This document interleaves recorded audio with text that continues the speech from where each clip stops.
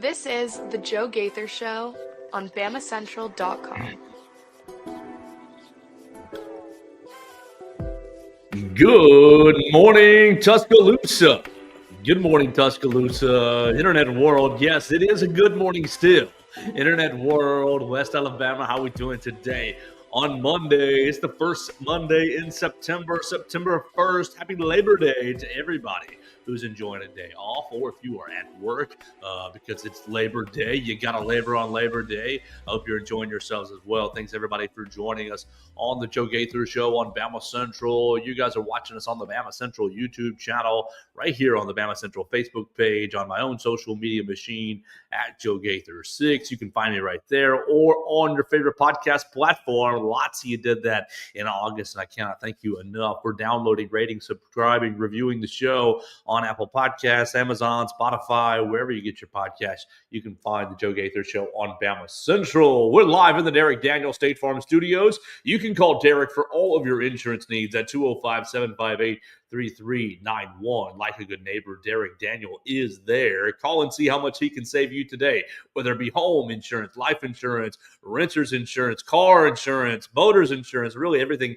in the insurance realm. You can call Derek Daniel and State Farm for that at 205-758-3391. Call and see how much Derek can save you today. We're live in the Derek Daniel State Farm Studios. God dang it, Theo. Every week I have to mute your computer for the double mic situation.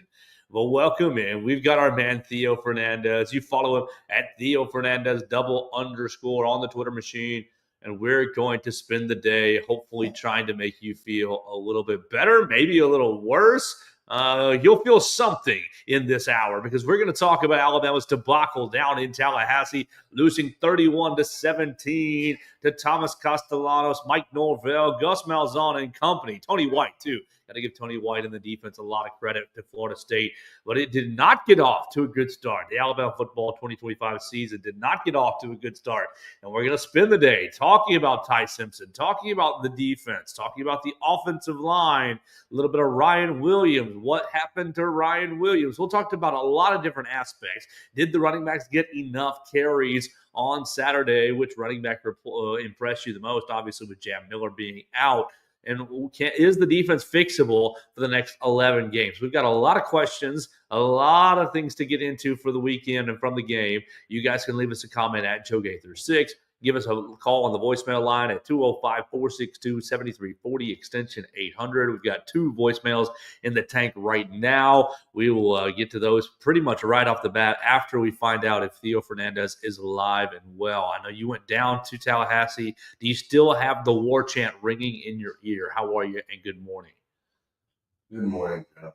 I quite simply never want to hear the war chant in any way, shape, or form at any point in this. It was 4 hours of it, right? It did not stop. I walked into the stadium with Sam Holly to go, and we walked right in front of the band. They played the war chant down the ground. Everyone's having a great time. Not doing it for about 5-10 seconds. 1 minute. It was objectively awesome to watch. You're in that stadium at second day, third day, fourth day, every single big play, they're doing that war chant. I didn't realize it was going to be that regular. Yeah. Still ringing through my ears. Cannot forget it. Trying to run it out of the stadium while everyone's still doing it was atrocious. Oh, hold on. Yeah. Continue. It was just never been that annoyed at any particular sound or song or anything at any game ever. It was too much, man. I told you it was the entire time. Part of me is like, oh my gosh, I saw this coming, but part of this is like I didn't. I mean, how much time in the summer did I spend on it's going to be ugly, it's going to be hot, the war chant's going to be going, Gus Malzahn's offense, XYZ. Like I stacked up a bunch, but I never thought that Alabama wasn't going to be able to overcome it. But I did think it was going to be some problems and some ugliness. But like you get in there and you see Ty Simpson start to audible, and you can hear it on the TV.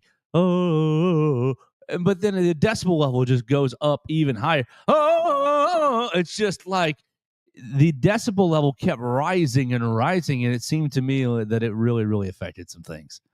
Just look at the way that Ty was running, trying to yell at people on those big plays. And you saw it from that false start on the third down on the first drive. Which wasn't a false start. Yeah, we didn't know what was going on in the stadium, but that's even worse. It was a bad call. That was a bad call. Regardless, it set the tone for what was going to be the problem, or I can't even say the problem, a problem for the entire game. Absolutely. So we're live at the Derek Daniel State Farm Studios with Theo Fernandez, and we're going to break down Alabama's game. But you did make it back. You are in one piece. I'm glad to see you. You ready for a big week ahead? Because it's going to be weird. Alabama ULM on Saturday. You've got your your first real full week of class, right? Mm-hmm. Yeah. So no class. You're a Tuesday, Thursday guy, aren't you? I'm Tuesday, Thursday, so Labor Day doesn't even affect me. All right. So you're going home and going to sleep. Going home, going fishing. Going fishing? I need to clear my mind, get out in nature, and unwind a little after this weekend. I'm sure that's what a lot of people do. When Alabama loses, my tendency is to just turn it off for the rest of the weekend.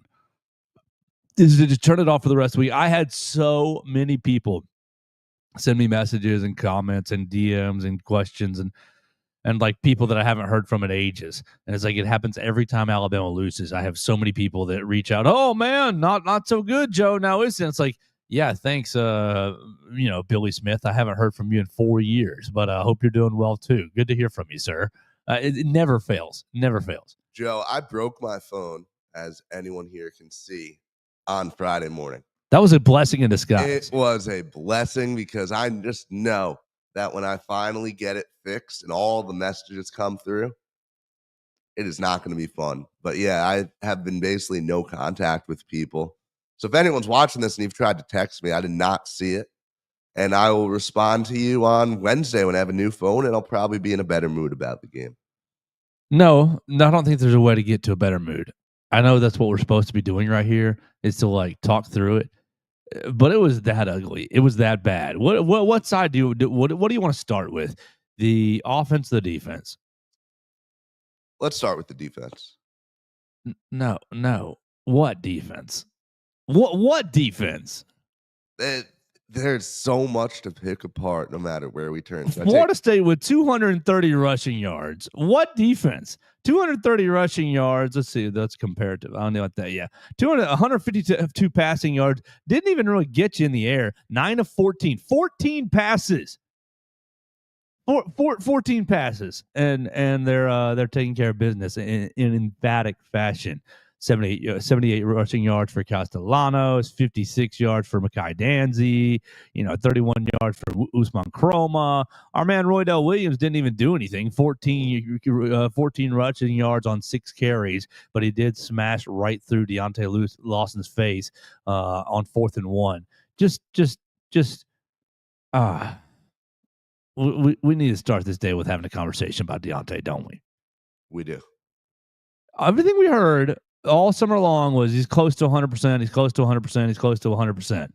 And we saw him on Saturday not look anything like 100% Deontay Lawson, not stepping into any holes, reacting, still doing the same stuff from last year, guessing in gaps, not playing with proper pad level, catching running backs as he caught Roydell Williams on that 4th and 1. Yeah, he tackled Roydell, but 4 yards down the field. I mean, he and Roydell met at the line of scrimmage. Well, really a yard after the line of scrimmage, and Roydell said, "I'm just going to fall forward for 3 more yards and take this 4th down and really kind of end the game, essentially."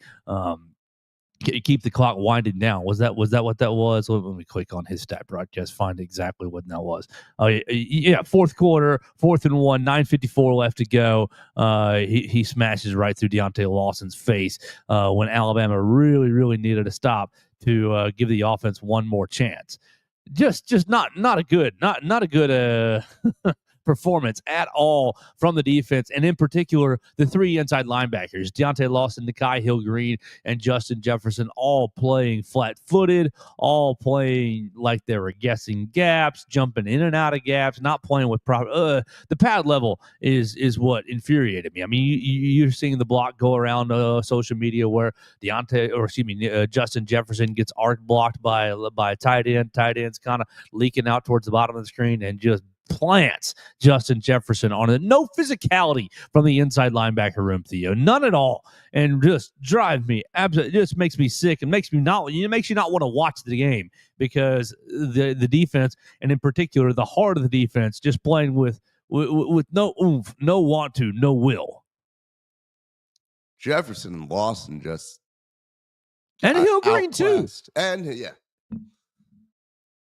there's so much that you look at from those guys versus when you look at how everything was set up, how everyone talked about everything heading into the year. For Lawson to come out and play like that, for Jefferson to come out and get outmanned like that, unacceptable. Yeah, so that's what really going to be something to really consider for the rest of the year, is because I think you have a real problem. I think you have a real problem at inside linebacker, and we were talking about it in the summer. How many shows do we waste, Theo, on what's your biggest concern for this team? And it's inside linebacker for me. Is Deontay Lawson healthy? Can Justin Jefferson play a full-time role? What is Nikai Hill-Green? And then all the youth behind him. You got lots of youth who are exciting. I mean, I'm excited about Caden Jones. He looks the part. He looks like an inside linebacker. I'm excited about the three freshmen they brought in, Luke Metz, Duke Johnson, and Abdul Sanders. I think that they have potential to be solid players, but let's be honest, they're young men. I was going to say children. That's too that's too reactionary. They're young men. They're young guys, and so they need time to marinate. They need time to really get some development. You're really leaning on these three guys, Deontay Lawson, Justin Jefferson, and Nikai Hill-Green, and they showed you in this first week that they are a liability on this defense. Yes. I mean, especially Jefferson, Lawson, so much hype coming into this year, coming back for, final season. Even Jefferson, you go through this whole thing being so grateful. Oh, I got an extra year. I'm coming back. I'm going to put it all together this year. But you're still light. You're still light. And for the record, you're not even that fast. Oh, he's fast. I know he's fast, but he doesn't play fast. We'll say that. That's a good way to put it, because he doesn't seem, you can overcome a lot of things with incredible speed. You can overcome weaknesses in a lot of other areas, and that's what I thought we were going to get out of him against FSU and on the season. Yeah, so Florida State, you really used in quarterback run as we predicted, as everybody and their mother knew was coming. They, wide actions. They used, some speed sweeps, and they got out there on the edge, quarterback reads all over the place, and just dominated Alabama's run. And you didn't have proper fill in the run game from the secondary either. And all this talk about the secondary being the strongest group of the field. I mean, yeah, they only threw for 154. They were 9 of 14, so they completed their passes, but they obviously weren't throwing the football really down the field. They didn't have to throw the football down the field. So really, I mean, great job. You eliminated the big passing play. Well done. But you didn't fill the run game very well at all. And I know everybody's looking at the Bray Hubbard clip that's going around social media, but Bray and Keon both, and really Xavier Mincy didn't play the run very well. Bray's getting a lot of the attention because of the effort or lack thereof on what was that, the second touchdown run, yes, I believe it was, of the game. As he should. He should, of course. But really, as an entire defense, and thinking specifically the second and third levels, the linebacker and the secondary level, just played the run horribly the entire game. Didn't even look, didn't look plugged in. Looked like they were on autopilot. Looked like they were running scrimmages. And I don't understand what has happened to this defense, Theo, to where the sense of urgency is absolutely gone. Is it the fact that Is it the team not trusting the scheme? We don't think Kane Womack's calling us good plays. Maybe. Is it the team doesn't trust each other? We know Deontay Lawson is not going to be out there headhunting, smacking people around. So why should I try if teammate X, Y, or Z isn't getting it done? Is it not trusting their teammates? Is it not trusting their scheme? Is it, oh, the silly answer, it's NIL. Oh, NIL's ruined the game. No, everybody's getting NIL, and you see a lot of teams playing hard. Florida State played hard on Saturday, and their team's getting NIL. Like that's not it. That's not the answer. But people are saying it's NIL. They're not caring as much. What is it? Is it not? Is it lack of fear of repercussion? Does Bray think that he's not going to hear about it today when Kane Womack, they watched the film on Saturday night and they got going on Sunday? Does he feel like he's not going to hear about it? Like, what is the reason why the defense played with zero edge the entire game? I think it has to come down to leadership, and we can talk about coaching. It's another side to the argument. You just look at, a defense that lost Malachi, and then you losing Miller on the offense. Those are your two vocal leaders. Quite frankly, I don't know if any of the other, new leaders on the team have been able to step up and fill those shoes. That's what it looks like to me. It looks like a group kind of running around directionless. We've heard who's so the much. baddest player on the defense? Who is the bad? Not athletically speaking, but which player on this Alabama defense do you not want to see in a dark alley? You remember Reuben Foster? I don't want to see him in a dark alley. He's going to hold everybody to an accountability. You remember Tony Brown would go crazy. I don't want to see him in a dark alley. Which player on this team is the player that, the other 10, the other 9, the other 13, 14, you think about the backups, are afraid of, I don't want player X to see me and get on my case because it's going to be a problem. The fact that we have no answer for you, that tells us all. Right, because there's a little bit of a degree that I think Tim Keenan was speaking up in that role, but was he going to play that way? I have no idea. I have no idea. And right now, based on what we saw on Saturday, you probably would have to guess no, he wasn't going to play that way. It's not Deontay. They're not intimidated by Deontay for sure because they're seeing the same film we are. Keon and Bray are it's not them. No. They weren't plugged in. Damani, maybe it might be Damani. Is Damani the only SOB on this defense? Is he the only SOB on this? I'm trying to think of a way to say it nicely. Is he the only son of a gun on this defense that it's got the dog in him, got the fight in him? Would have liked to think we could pencil in LT Overton or someone into that role. He did get a tackle for a loss and was vocal in the second half, in the third quarter when things were kind of going bad. I think Domani's definitely the closest thing we got to that. Theo Everett Osmer says you should be the defensive coordinator.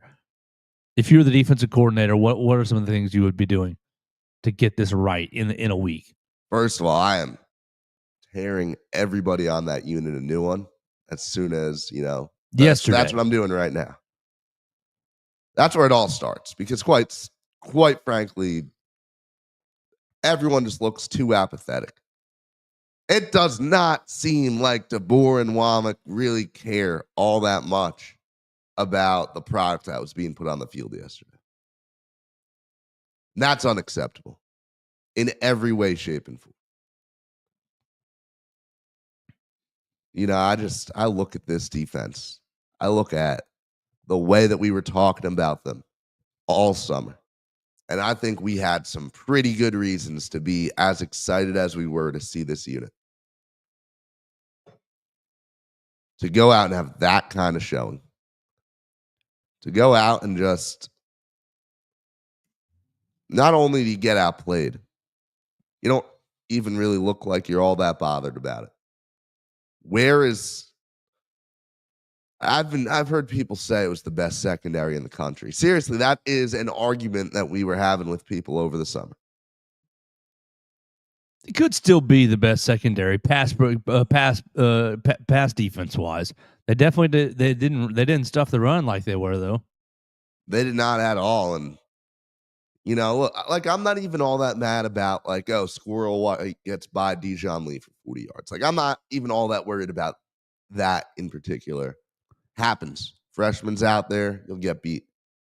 But just the whole second half of that game, is it just slow? Trying to think of the word, and I don't know where I was going with this, but just they slowly imposed their will all over Alabama. And there's a lot to talk about with this defense, and there's a lot that everyone has every right to be upset about as Alabama fans. All right, so the first thing that we're doing if we're the defensive coordinator is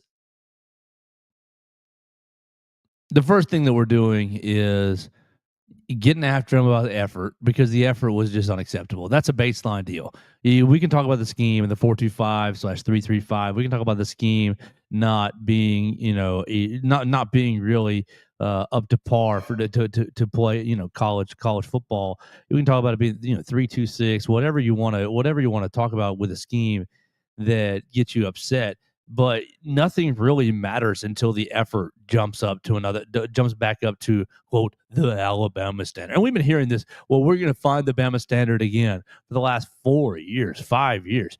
And it's been a long time. It's been at least since 2020. I would almost give it to that 2021 team as well.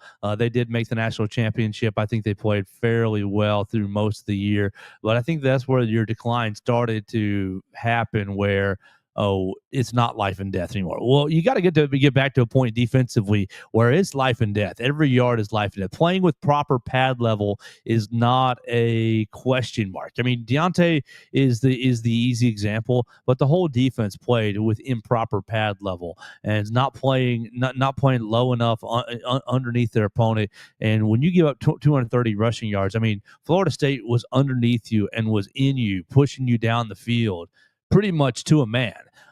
And so that's really a concerning thing when you think about the next 11 games. Can you correct pad level? Can you correct effort? Because if you can't correct those two things, then your next 11 games, it doesn't matter what scheme you're calling. You can call the best plays in the world. If they're not trying hard, if they're not playing with proper technique, then it's not going to matter. And so, yeah, you're going to win this game coming up against ULM because ULM is terrible. I watched ULM on Friday afternoon. Their game against it. Yes, they beat St. Francis 29-0. They're an awful football team. They're awful on both fronts. So Alabama's offensive and defensive line will look better, but that's not an indication of anything.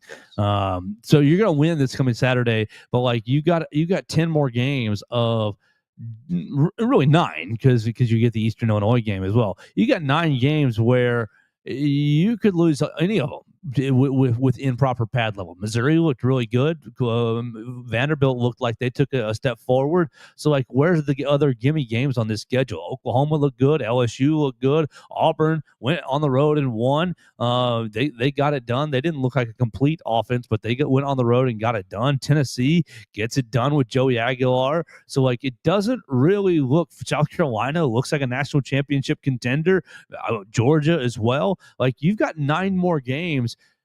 Wisconsin really struggled, and they've got a little quarterback injury that may or may not affect our game as well. But you have at least 8 games and maybe even 9 games that are all losable from an effort standpoint from Saturday. If you just carbon copy that effort from Saturday over the next 11 games, then you have a chance to lose 8 of them. And you really have a chance to lose 9 of them, throwing Wisconsin in as well. Like that's simply an area that you cannot live with, period. If you ended up, like, if you're Texas today, you went to Ohio State and you lost by 7 and you're feeling all sad, but you can look back and say, man, we tried hard. We left it all on the field. We held Ohio State to 14 points.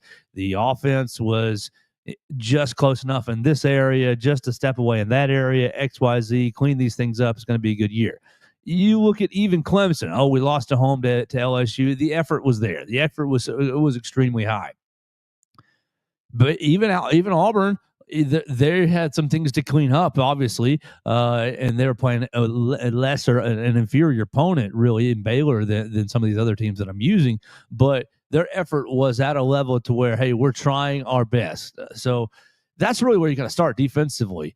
The next thing is I'm starting to think about this personnel in the inside linebacker room. How quickly do you tap Caden Jones and say, "Hey, buddy, you're getting a chance to go play inside linebacker this week because you got to grow up on the fly." I was really seeing ghosts of Dylan Moses out there when I was watching Deontay Lawson.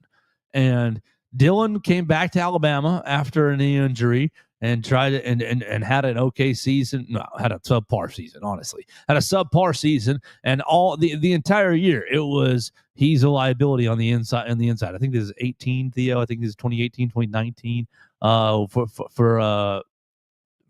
For Dylan Moses, and then obviously goes undrafted and picks up with the Jags and whatever.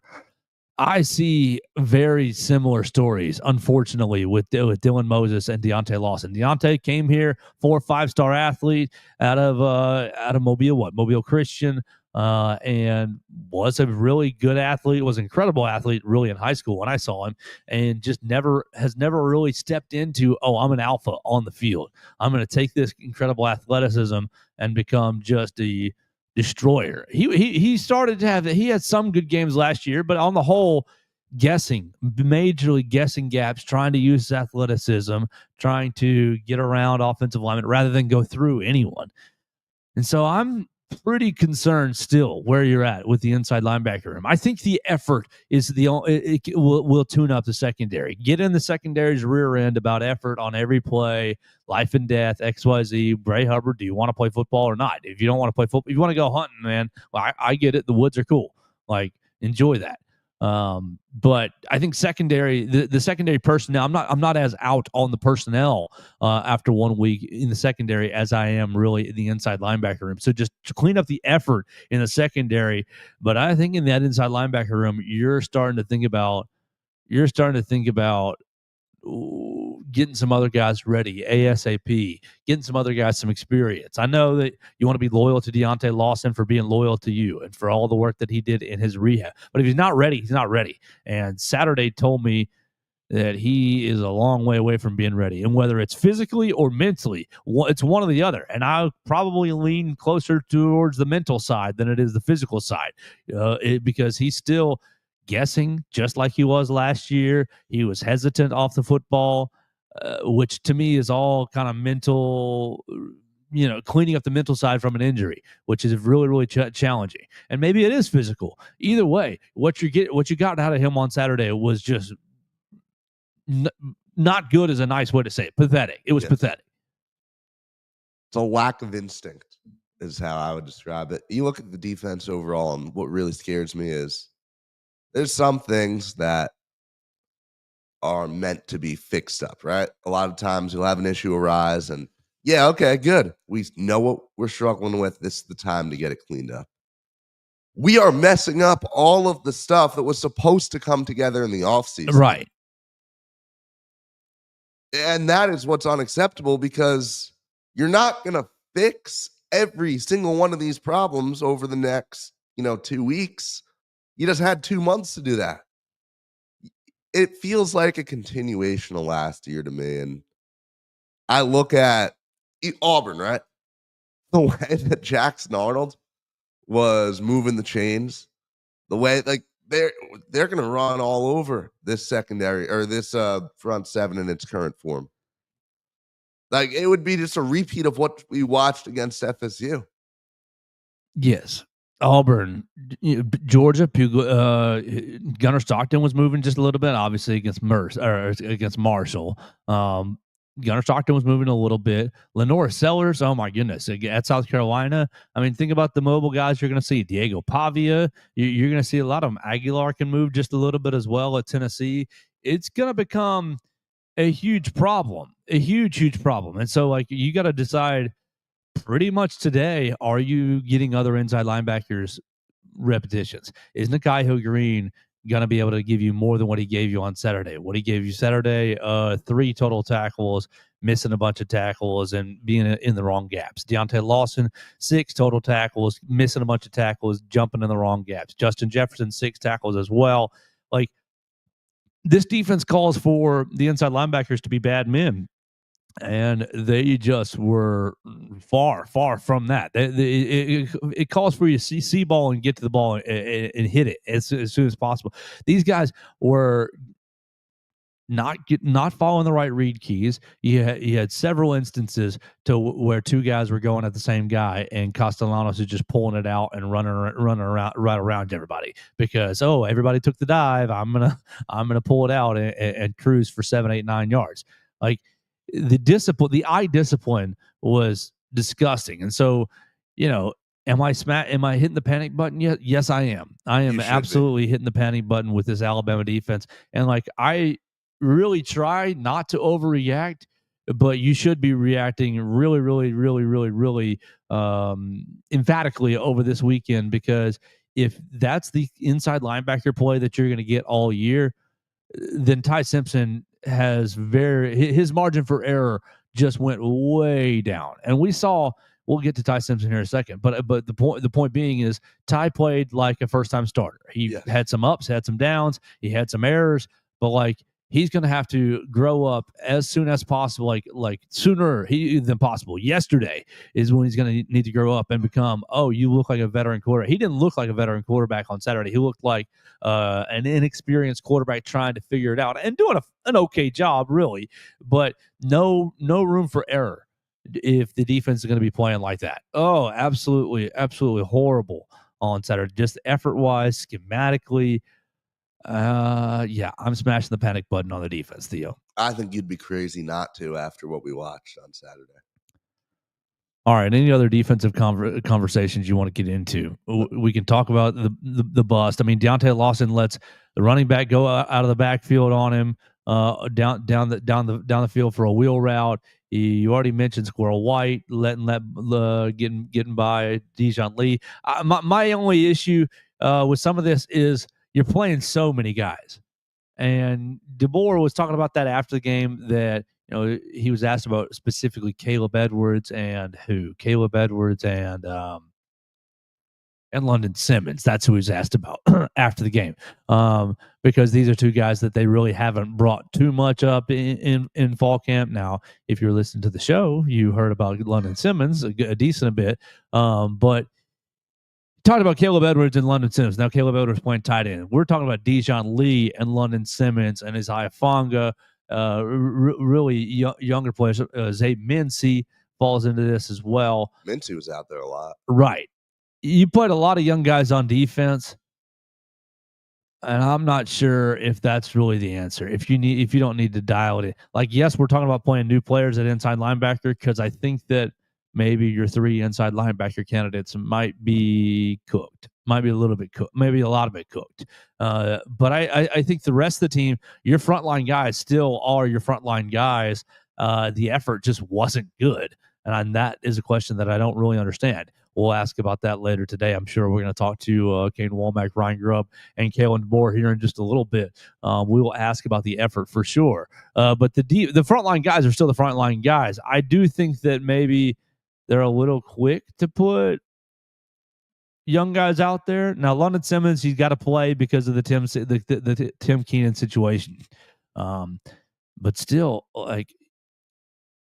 I'm a little hesitant to put some of these young guys out here in such a huge moment. This week against ULM, great chance to put them all out there, because ULM is terrible on tape. They're awful on tape. And maybe it was just a bad job evaluating tape, evaluating the Florida State tape, evaluating old UCF tape, evaluating all these transfers and trying to figure out how they're all going to fit together. It just perfect storm defensively. You got anything else on the defense before we move on? I think we've said plenty. I'm ready to move on to this offense. All right, so I'm going to hit a little break, and we will move on to the Alabama offense, because lots to get into with Ty Simpson's first start. The offensive line, did Alabama run the football enough? And Ryan Williams. We'll be back to talk more about Alabama losing to Florida State right here on the Joe Gaither Show on BamaCentral. Get ready, Tuscaloosa. New Era Wrestling presents the Crimson Clash. The hottest local wrestling show in town slams into 2 dimes on Thursday, September 11th. Witness the chaos as social media sensation Big Trouble Ben Bishop brings his larger-than-life swagger to the ring. The man is 6'12". He weighs 15% of a metric ton and is bringing every bit to Tuscaloosa. Feel the heat when our new champion Sleazy C. Caden Newton defends the open title. And don't miss the brutal street fight between the modern-day Kings and the unstoppable force known as the Draw. It's the same weekend as Alabama hosting Wisconsin, so keep the Tuscaloosa energy high with the Crimson Clash. Doors open at 7 p.m. and the bell rings at 8 p.m. at 2 Dimes on the Strip. Grab your tickets now on Eventbrite by searching New Era Wrestling and use promo code RADIO for 20% off. New Era Wrestling, where legends are made and the battles are epic.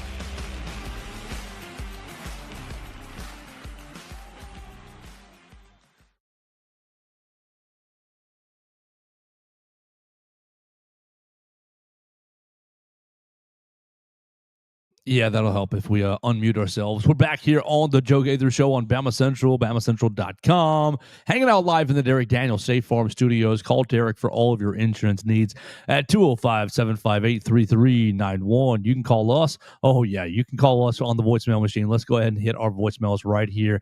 205-462-7340, extension 800. What's up, guys? It's Dax. The only prediction I got right was Ty Simpson passing yards. And guess what? Ty had some, first start jitters, but he's not the reason we lost the game. Oh, my Lord, Kane Womack.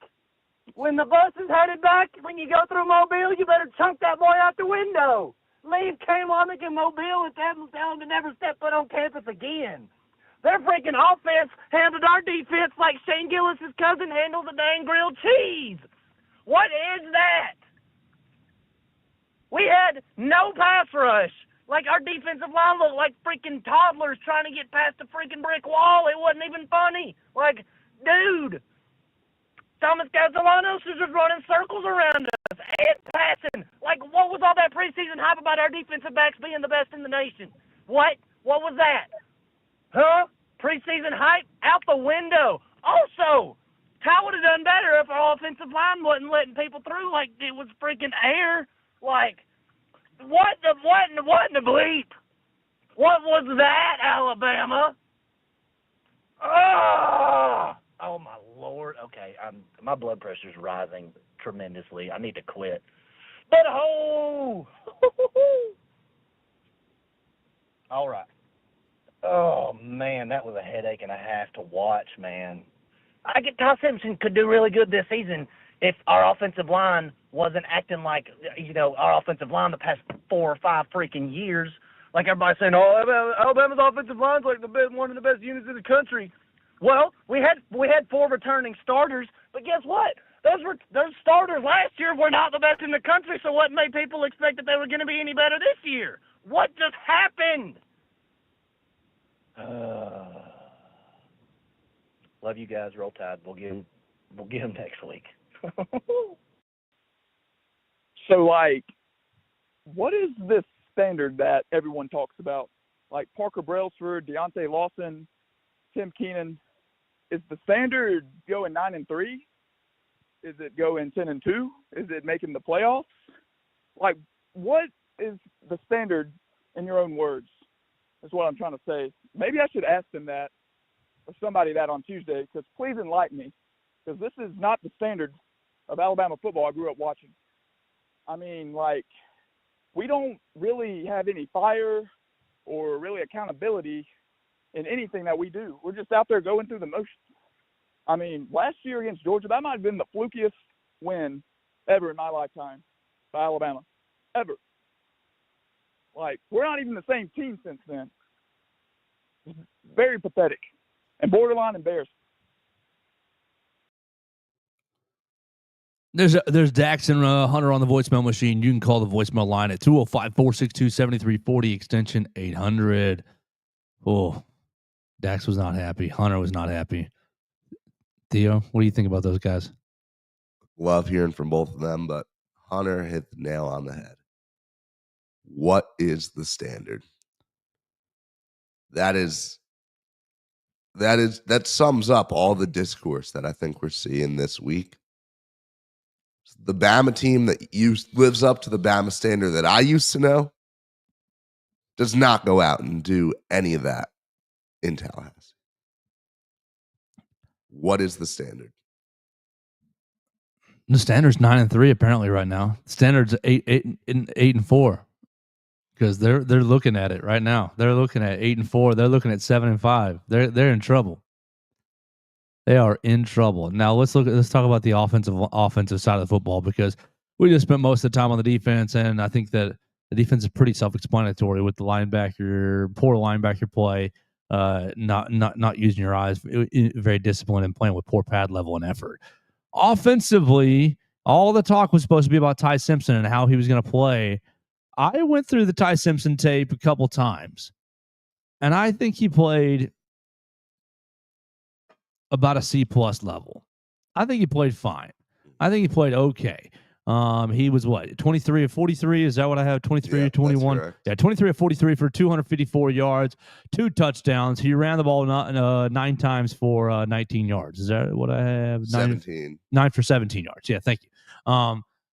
I think that he played a lot like a first-time starting quarterback to me.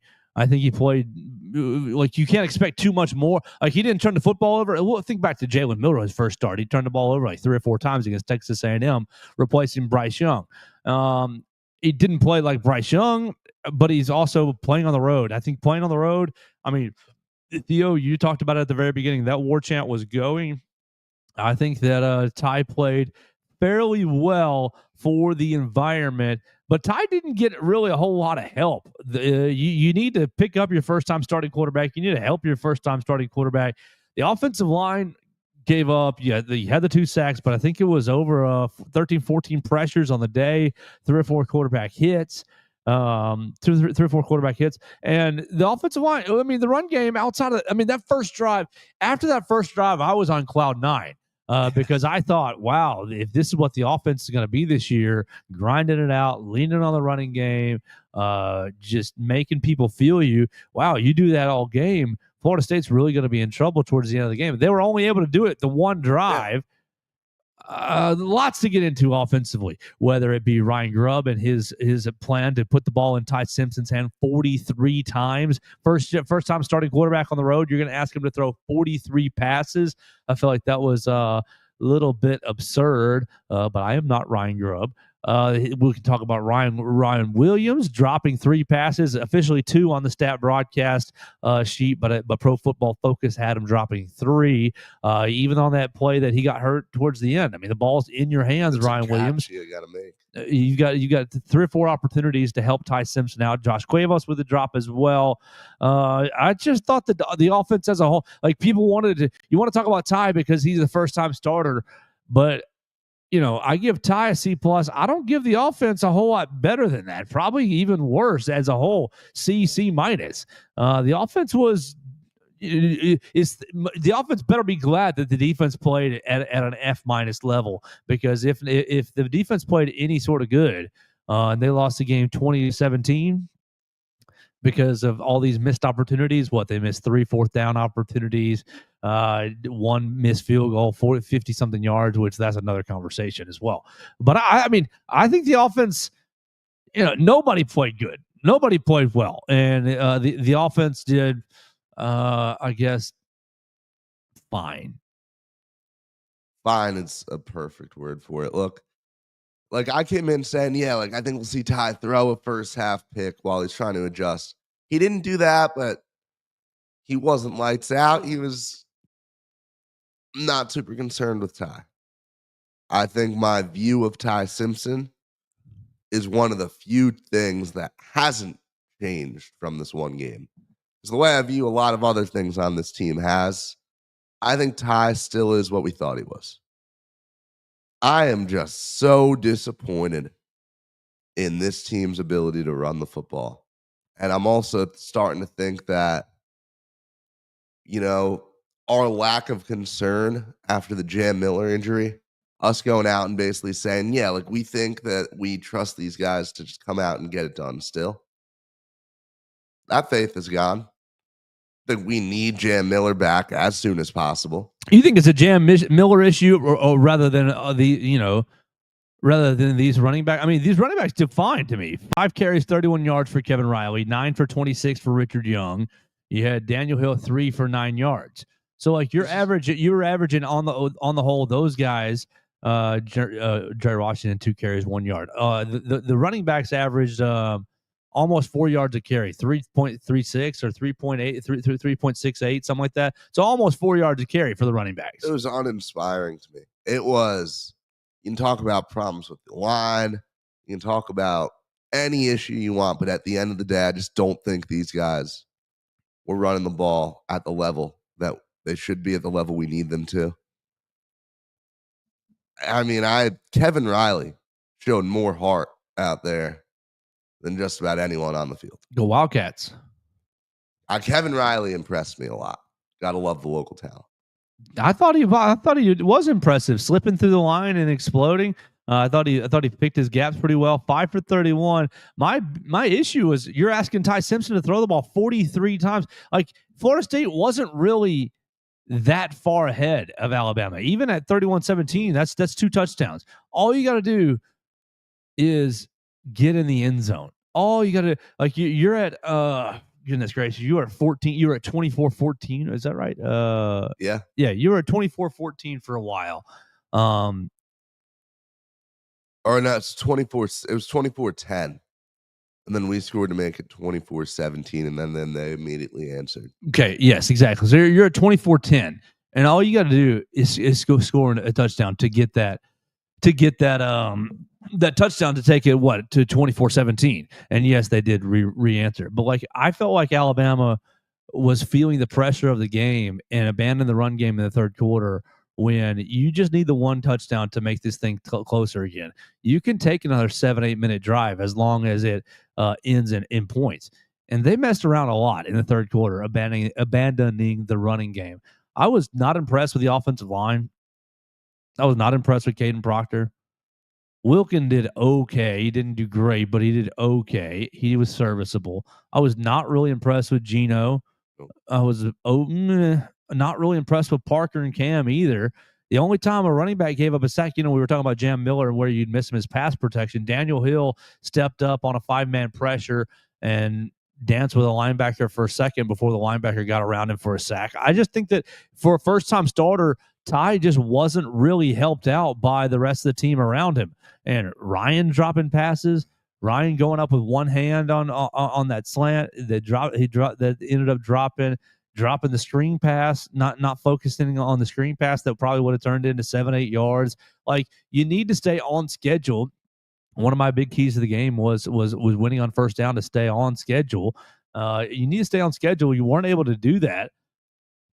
And then you're asking Ty to make plays on 3rd and 7, 3rd and 8, 3rd and 9 that turn into 4th and 3s. Just drive me crazy. The big decision for Ty, to me, obviously, and to everybody else, is the 4th and 7 on 3rd down, where he did end up throwing it to Ryan Williams, who it was short. Like, that was the other part for Ty. Ty's accuracy wasn't great. It was not bad, but it wasn't great either. You have that pass to Ryan Williams that you could have run on 4th and 7 that you were short and behind. You have the pass to Kevin Riley on 4th and 5 as he was coming across the formation.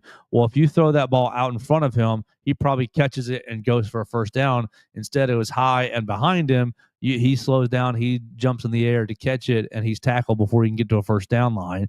Like, you have just some slight accuracy issues. Even the very first pass of the game, you got Jeremy Bernard on an out route that you throw behind him. Well, Jeremy was wide ass open, so Jeremy stopped and caught it on a knee.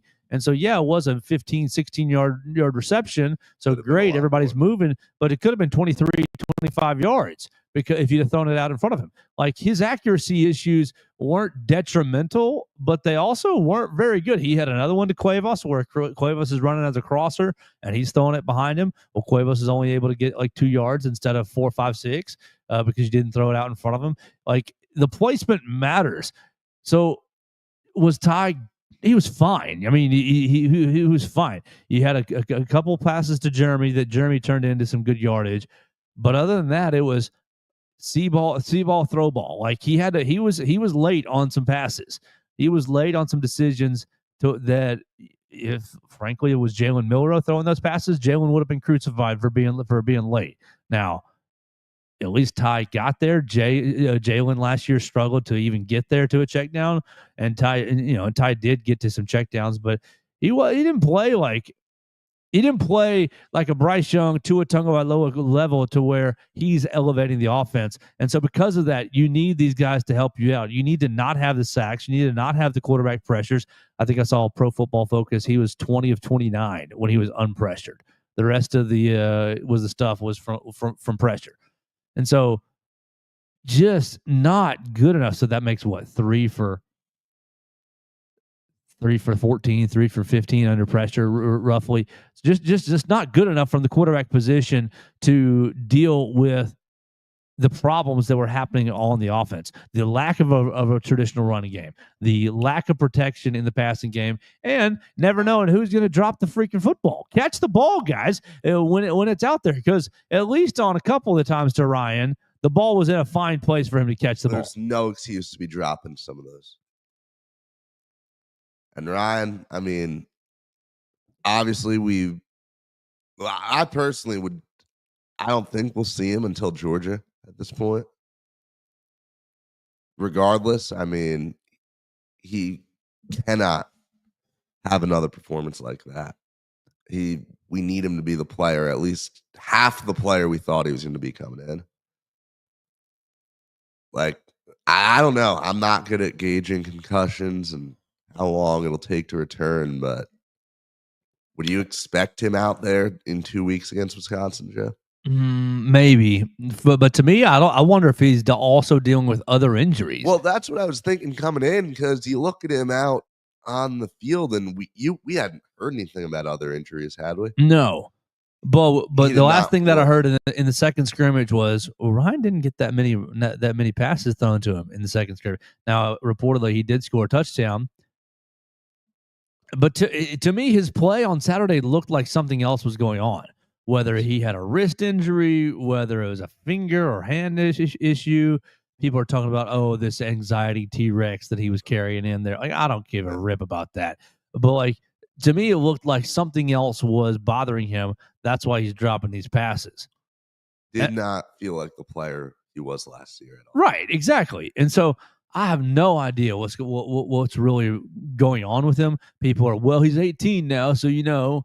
And, he's got all this NIL. Oh, he spends all his time on TikTok and Twitch. Okay. I don't give into that too much, because I don't think that didn't change him in a year, did it? Yeah. Oh, man. Theo, you look tired. I'm tired of watching this team. Already? I guess I'm tired of watching these highlights, because I watched the game, watched the quick highlight cut right after, watched the 35-minute condensed game, nothing but clips online. I'm ready for this game week to be over. Well, what do you think we have left to talk about? Decision making on fourth down from the coaching staff? Yeah, I mean, we have a larger conversation as a whole to have about coaching. Yeah, for sure. So let's give them 5 minutes on it, on some of that. I roll my eyes at it, but you saw it everywhere. Fire DeBoer, fire Womack. You heard Hunter Brantley, Dax, leave Womack in Mobile. I'll just say it that I feel like that's a little silly. Reaction. But what do we feel like with these coaches? Do you have confidence that this coaching staff can get the team on the right track and staying on the right track in the next 2 weeks? To some degree, I do still. Why? I think that my biggest problem right now is that we are dealing with issues as a team that nobody was anticipating, that no one was really forecasting as much as we saw them. Part of me thinks, like, did we get fully grifted by DeBoer and his staff? Like, and I get the argument, because that's what a lot of people say. A lot of people watch what happened and they're just thinking, man, how did we get fooled How did we buy into this? There are a lot of legitimate reasons that we bought into Kalen DeBoer as a coach, and we bought into the job that it looked like he was doing. We bought into the idea that he was going to turn things around. I'm not ready to fully give up on that yet. But my panic button is gone off 12 times over. What do you think, Joe? Yeah, I don't have a whole lot of confidence. I'll say that. Now, I'm prepared to be wrong. I'm trying to fight an overreaction here, but you've now lost. They've put it all out there. 3 of the last 4 games or whatever. Dating back to last year's Oklahoma game. And the 3 losses have all been in the same sort of fashion: punch you in the mouth, run the football, slow down your offense. I think it's been a minute since Alabama has scored that much offensively. I think that the alarm bell should be going off in the Alabama coaching staff room. I don't. Now, my confidence level doesn't really matter here. But I got 4.5 out of 10 that these guys can fix things going forward, and fix things meaning play competent football. Play competent football. I mean, you're gonna smash ULM. They're not good on either front. Wisconsin might end up being a game, and golly, that's scary to think about.